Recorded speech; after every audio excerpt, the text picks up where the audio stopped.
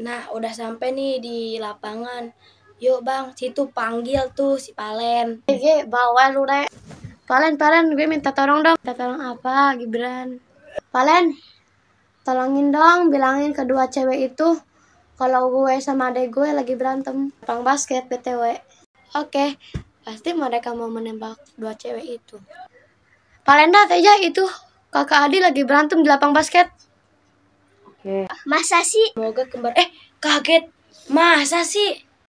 Iya, serius. Valenda, ayo cepet ke situ. Takut makin banyak orang. Ayo.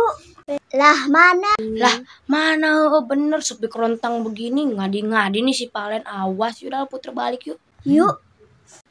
Oh, mau gak kamu jadi pacarku? Gimana ya? Mau. Valinda, lu mau nggak jadi pacar gua?